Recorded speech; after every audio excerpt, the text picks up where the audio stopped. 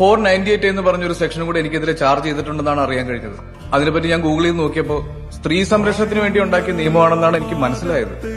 എന്നാൽ അതിന് താഴെ കൊടുത്തിരിക്കുന്ന അടുത്ത വരി, ഈ ഇന്ത്യ മഹാരാജ്യത്ത് 100 കേസുകൾ ഈ വകുപ്പിൽ ചാർജ് ചെയ്യപ്പെടുമ്പോൾ അതിൽ 24 എണ്ണത്തിന് കഴമ്പില്ലെന്ന് കണ്ട് കോടതി തന്നെ തള്ളിക്കളഞ്ഞെന്നാണ്.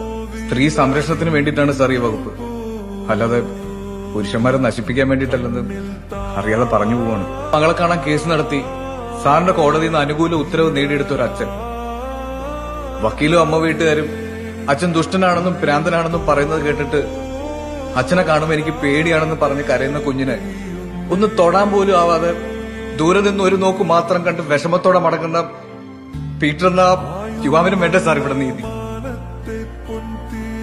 സ്വന്തം മകൻ മരിച്ചപ്പോൾ ജോലി, ഇൻഷുറൻസ് തുകയും മരുമകൾക്ക് നൽകിയ മക്കാരിക്ക ഒടുവിൽ കയറിക്കിടക്കാനുള്ള പുരയിടം കൂടെ നഷ്ടപ്പെട്ടു എന്നായപ്പോ ഒരു കഷ്ണം കയറിൽ ജീവിതം അവസാനിപ്പിക്കേണ്ട നമ്മൾ കാണേണ്ടി വന്നു.